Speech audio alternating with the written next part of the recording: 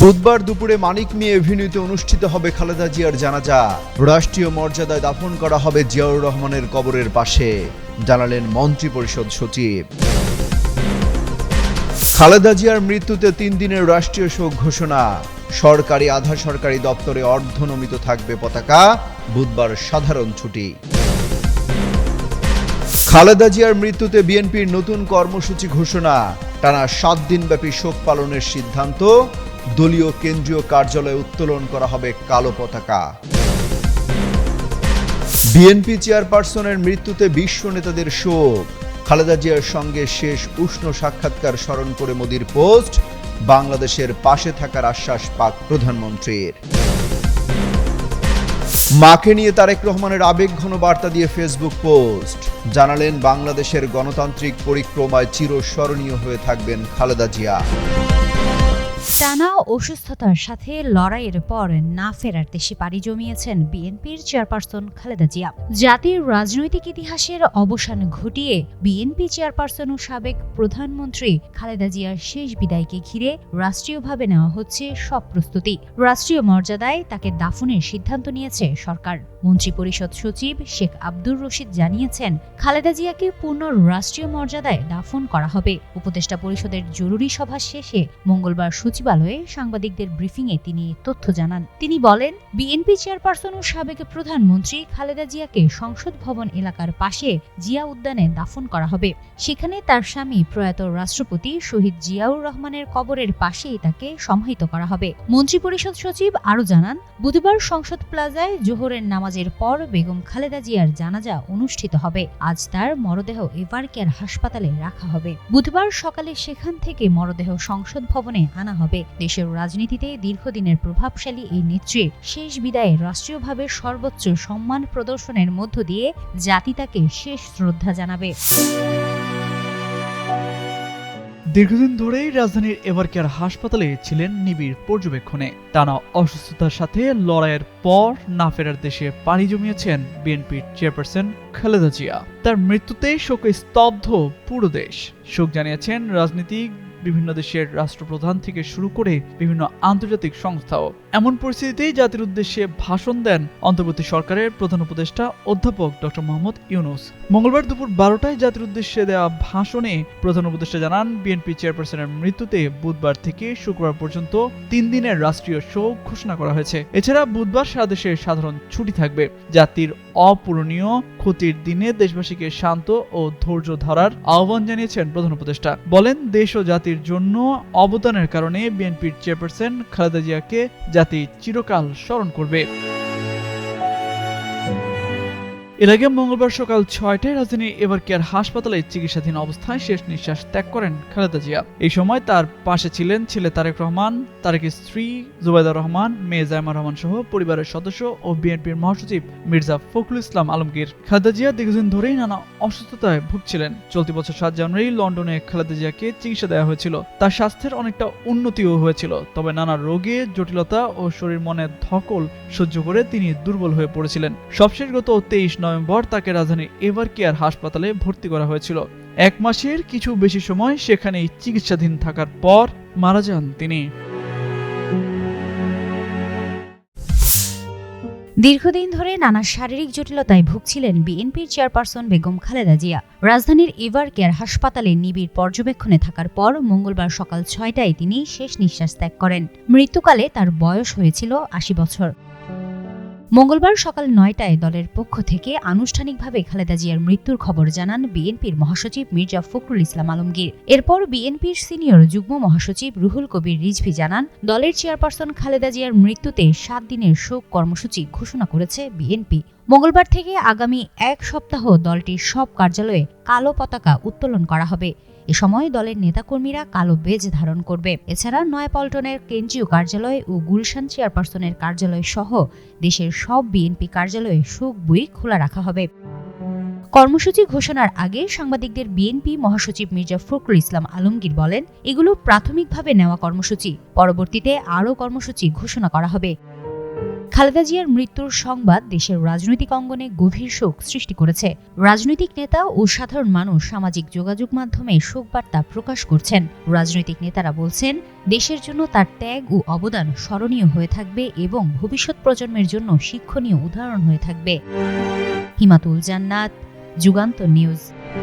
বাংলাদেশের রাজনীতিতে দীর্ঘ সময় কেন্দ্রবিন্দুতে ছিলেন বিএনপি চেয়ারপারসন ও সাবেক প্রধানমন্ত্রী খালেদা জিয়া। গুরুতর অসুস্থ হয়ে দীর্ঘদিন চিকিৎসাধীন থাকার পর মঙ্গলবার সকালে রাজধানী এভারকেয়ার হাসপাতালে শেষ নিঃশ্বাস ত্যাগ করেন। খালেদা জিয়ার মৃত্যুতে বিশ্ব নেতারা শোক প্রকাশ করেছেন। ভারতীয় প্রধানমন্ত্রী নরেন্দ্র মোদী সামাজিক যোগাযোগ মাধ্যমে এক পোস্টে বাংলাদেশের সাবেক প্রধানমন্ত্রী ও বিএনপি চেয়ারপারসন বেগম খালেদা জিয়ার মৃত্যুতে গভীর শোক প্রকাশ করেন। তার পরিবার এবং বাংলাদেশের সকল মানুষের প্রতি আন্তরিক সমবেদনাও জানান। তিনি আরও উল্লেখ করেন, বাংলাদেশের প্রথম নারী প্রধানমন্ত্রী হিসেবে দেশের উন্নয়ন ও ভারত বাংলাদেশ সম্পর্কের ক্ষেত্রে তার অবদান স্মরণীয় হয়ে থাকবে। 2015 সালে ঢাকায় খালেদা জিয়ার সঙ্গে মোদি উষ্ণ সাক্ষাতের কথাও স্মরণ করেন তিনি। এছাড়াও পাকিস্তানের প্রধানমন্ত্রী শাহবাজ শরীফ, চীনের প্রধানমন্ত্রী লি কিয়ংও শোক প্রকাশ করেন।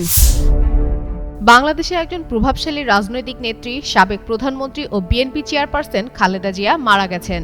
রাজধানী এভারকেয়ার হাসপাতালে দীর্ঘদিন চিকিৎসাধীন থাকার পর মঙ্গলবার সকাল 6টায় শেষ নিঃশ্বাস ত্যাগ করেন তিনি। তার প্রয়াণে দেশের রাজনৈতিক সহ আন্তর্জাতিক অঙ্গনগুলোতেও নেমে এসেছে শোকের ছায়া। খালেদা জিয়ার মৃত্যুতে শোক প্রকাশ করেছেন পাকিস্তানের প্রধানমন্ত্রী শাহবাজ শরীফ। সামাজিক যোগাযোগ মাধ্যম এক্সে তিনি বিএনপির চেয়ারপারসন এবং বাংলাদেশের সাবেক প্রধানমন্ত্রী খালেদা জিয়ার মৃত্যুতে গভীরভাবে শোকাহত বলে একটি পোস্ট করেন। বাংলাদেশের প্রতি খালেদা জিয়ার অসামান্য অবদান এবং এর প্রবৃদ্ধি ও উন্নয়নে এক স্থায়ী উত্তরাধিকার রেখে গেছেন বলেও জানান পাকিস্তানের প্রধানমন্ত্রী। তিনি আরও যোগ করে বলেন, খালেদা জিয়া পাকিস্তানের একজন নিবেদিত প্রাণ বন্ধু ছিলেন। পাকিস্তানের সরকার এবং জনগণ এই দুঃখের মুহূর্তে বাংলাদেশের জনগণের পাশে দাঁড়িয়েছে। এই কঠিন সময়ে তার পরিবার, বন্ধু-বান্ধব এবং বাংলাদেশের জনগণের সাথে রয়েছেন বলেও জানান শাহবাজ। একই সাথে পাকিস্তানের উপপ্রধানমন্ত্রী ও পররাষ্ট্রমন্ত্রী ইশাক দারও শোক প্রকাশ করেছেন। তিনি খালেদা জিয়ার প্রয়াণে গভীর শোক প্রকাশ করে মরহুমের রুহের মাগফিরাত কামনা করেছেন এবং মহান আল্লাহর কাছে দোয়া করেছেন যেন শোক সংতপ্ত পরিবারকে ধৈর্য ধারণের শক্তি দেন। বাবাকে হারানোর পর ভাইকেও হারান তারেক রহমান, আজ মাকেও হারালেন তিনি। এরপর ফেসবুকে দীর্ঘ এক স্ট্যাটাস দিয়েছেন, সেখানে বেশ আবেগঘন বার্তায় লিখেছেন। ফেসবুক স্ট্যাটাসে লেখেন, আমার মা বিএনপি চেয়ারপারসন বেগম খালেদা জিয়া সর্বশক্তিমান আল্লাহর ডাকে সাড়া দিয়ে আজ আমাদের ছেড়ে চলে গেছেন। ইন্না লিল্লাহি ওয়া ইন্না ইলাইহি রাজিউন। অনেকের কাছে তিনি ছিলেন দেশনেত্রী, আপসীর নেত্রী, অনেকের কাছে গণতন্ত্রের মা, বাংলাদেশের মা। আজ দেশ গভীরভাবে শোকাহত এমন একজন পথ প্রদর্শককে হারিয়ে, যিনি দেশের গণতান্ত্রিক পথযাত্রায় অনিঃশেষ ভূমিকা রেখেছেন। তারেক রহমান লেখেন, আমার কাছে খালেদা জিয়া একজন মমতাময়ী মা, যিনি নিজের সমগ্র জীবন উৎসর্গ করেছেন দেশ ও মানুষের জন্য। আজীবন লড়েছেন স্বৈরাচার, ফ্যাসিবাদ ও আধিপত্যবাদের বিরুদ্ধে। নেতৃত্ব দিয়েছেন স্বাধীনতা, সার্বভৌমত্ব ও গণতন্ত্র প্রতিষ্ঠার সংগ্রামে।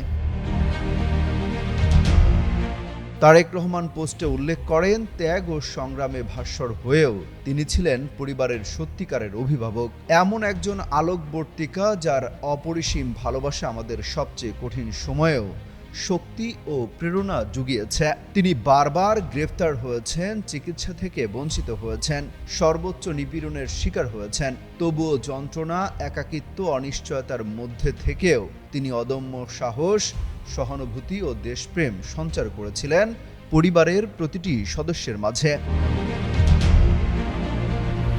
দেশের জন্য তিনি হারিয়েছেন স্বামী, হারিয়েছেন সন্তান। তাই এই দেশ, এই দেশের মানুষই ছিল তার পরিবার, তার সত্তা, তার অস্তিত্ব। তিনি রেখে গেছেন জনসেবা, ত্যাগ ও সংগ্রামের এক অবিস্মরণীয় ইতিহাস, যা বাংলাদেশের গণতান্ত্রিক পরিক্রমায় চিরস্মরণীয় হয়ে থাকবে। অমিত হাসান রবিন, যুগান্তর নিউজ। খালেদা জিয়া ছিলেন নিতান্তই একজন গৃহবধূ। 1981 সালে স্বামী সাবেক রাষ্ট্রপতি জিয়াউর রহমানের হত্যাকাণ্ডের পর দৃশ্যপটের বাইরে থেকে একেবারে তাকে রাজনীতির হাইওয়েতে নিয়ে আসে সে সময়ের উদ্ভূত পরিস্থিতি। সে সময় দলের একজন সদস্য হওয়ার মধ্য দিয়ে রাজনৈতিক ক্যারিয়ারে রাখেন পা। এক পর্যায়ে হাল ধরেন বাংলাদেশ জাতীয়তাবাদী দল বিএনপির। তবে রাজনীতি জীবনে অনেক চড়াই উতরাই পার করলেও রাজনীতির সোনালী ক্যারিয়ারে অংশ নেওয়া সব নির্বাচনে ছিলেন অপরাজেয়। 1991 থেকে 2008 সাল পর্যন্ত অনুষ্ঠিত প্রতিটি জাতীয় সংসদ নির্বাচনে খালেদা জিয়া অংশ নিয়েছেন। 1991 থেকে 2001 সাল পর্যন্ত অনুষ্ঠিত 3টি সংসদ নির্বাচনে তিনি প্রতিবারই 5টি করে আসনে প্রার্থী হয়ে সবগুলো আসনে বিজয় লাভ করেন। এর মধ্যে 1996 সালের নির্বাচনেও খালেদা জিয়া প্রার্থী ছিলেন। এরপর 2008 সালের জাতীয় নির্বাচনে তিনি 3টি আসনে প্রতিদ্বন্দ্বিতা করে 3টিতেই জয়ী হন। ওই নির্বাচনে বিএনপি ব্যাপকভাবে পরাজিত হলেও খালেদা জিয়ার ব্যক্তিগত নির্বাচনী সাফল্যে কোনো ভাটা পড়েনি। খালেদা জিয়ার নির্বাচনী ইতিহাস পর্যালোচনায় দেখা যায় তিনি মূলত বগুড়া, ফেনী, লক্ষ্মীপুর ও চট্টগ্রামের বিভিন্ন আসন থেকে বেশি প্রতিদ্বন্দ্বিতা করেছেন। এছাড়া 1991 সালে ঢাকা এবং 2001 সালে খুলনার একটি আসন থেকে তিনি নির্বাচনে অংশ নেন। প্রতিটি নির্বাচনে শুধু জয়লাভই নয়, প্রতিদ্বন্দ্বীদের সঙ্গে তার ভোটের ব্যবধানও ছিল উল্লেখযোগ্য। তবে আওয়ামী লীগ সরকারের অধীনে অনুষ্ঠিত 2014 ও 2024 সালের জাতীয় নির্বাচন বিএনপি বয়কট করে। আর দুর্নীতি মামলার কারণে 2018 সালের নির্বাচনে প্রার্থী হওয়ার যোগ্যতা হারান খালেদা জিয়া। সে বছরও তিনি ফেনী 1, বগুড়া 6 ও বগুড়া 7 আসন থেকে নির্বাচন করতে আগ্রহী ছিলেন। তবে শেষ পর্যন্ত সুপ্রিম কোর্ট জানিয়ে দেয় যে দুর্নীতি মামলায় 2 বছরের বেশি সাজা হলে সাজাপ্রাপ্ত ব্যক্তি নির্বাচনে অংশ নিতে পারবেন না। এতে আটকে যায় বিএনপি চেয়ারপারসনের সেই নির্বাচনী যাত্রা। জুলাই গণঅভ্যুত্থানের পরবর্তী আসন্ন ত্রয়োদশ জাতীয় সংসদ নির্বাচনেও 3টি আসন থেকে অংশ নেওয়ার কথা ছিল আপসহীন এই নেত্রীর। তবে তার শারীরিক অবস্থার কথা বিবেচনায় রেখে প্রতিটি আসনেই বিকল্প প্রার্থী প্রস্তুত রাখে বিএনপি। এমন পরিস্থিতির মধ্যেই মঙ্গলবার ভোরে ঘোষণা আসে দীর্ঘ 1 মাস রাজধানীর এভারকেয়ার হাসপাতালে চিকিৎসাধীন থাকার পর আপসহীন উপাধিতেই ভূষিত হয়ে না ফেরার দেশে পাড়ি জমিয়েছেন খালেদা জিয়া। তামজিদ মির্জা, যুগান্তর নিউজ। খালেদা জিয়া 4 দশকেরও বেশি সুদীর্ঘ রাজনৈতিক ক্যারিয়ার তার। এই পুরোটা সময় পার করেছেন নানা চড়াই উচ্চাইয়ের, সম্মুখীন হয়েছেন নানা প্রতিকূল মুহূর্তের, তবুও ছিলেন অবিচল, নীতি আদর্শ ও সিদ্ধান্তে ছিলেন অনড়। যদিও বিএনপির প্রতিষ্ঠাতা চেয়ারম্যান তার স্বামী জিয়াউর রহমান হলেও রাজনৈতিক ক্যারিয়ারে খালেদা জিয়ার শুরুটা ছিল একজন সদস্য হিসেবে। সেখান থেকে সময়ের সাথে বনেছেন চেয়ারপারসন। 1981 সালে যখন স্বামী সাবেক রাষ্ট্রপতি জিয়াউর রহমানকে হত্যা করা হয়, তখনও খালেদা জিয়া ছিলেন একজন গৃহবধূ। 2 শিশু সন্তানকে নিয়ে তখন অবস্থান করছিলেন ঢাকার সেনানিবাসে। জিয়াউর রহমানের পর দিশেহারা ও বিপর্যস্ত রাজনৈতিক দল বিএনপির হাল কে ধরবেন তা নিয়ে চলে আলোচনা। এমন সময় ভাইস প্রেসিডেন্ট বিচারপতি আব্দুস সাত্তার অস্থায়ী প্রেসিডেন্টের দায়িত্ব নেন। বিষয়টি নিয়ে তৎকালীন বিএনপিতে মতভেদ দেখা যায়, কারণ বিএনপির একাংশ খালেদা জিয়াকেই রাজনীতিতে আনার পরিকল্পনা করেন। কিন্তু সে সময় রাজনীতির প্রতি খালেদা জিয়ার তেমন কোনো আগ্রহ ছিল না। বিএনপির ওয়েবসাইটে দেওয়া তথ্য অনুযায়ী 1982 সালের 13 জানুয়ারি একজন রাজনৈতিক কর্মী হিসেবে খালেদা জিয়া আত্মপ্রকাশ করেন। সেদিন তিনি বিএনপির প্রাথমিক সদস্যপদ লাভ করেন। একই বছর 7 নভেম্বর জিয়াউর রহমানের সমাধিস্থলে শ্রদ্ধা নিবেদন করতে গিয়ে খালেদা জিয়া প্রথম বক্তব্য রাখেন। বিএনপি সময় অসময় বইয়ে লেখক মহিউদ্দিন আহমেদ লিখেছেন, বিএনপিতে যোগ দেওয়ার পর থেকে খালেদা জিয়া বিভিন্ন রাষ্ট্রীয় অনুষ্ঠানে হাজির হওয়া শুরু করেন।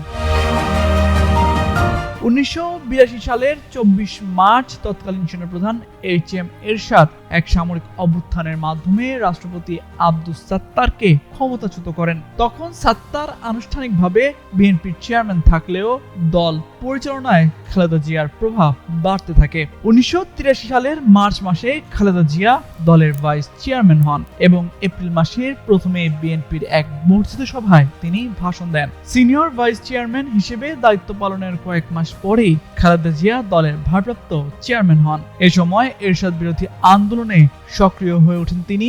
1984 সালের 10 মে খালেদা জিয়া বিএনপির চেয়ারপারসন নির্বাচিত হন। সেই থেকে টানা তিনি বিএনপির চেয়ারপারসন।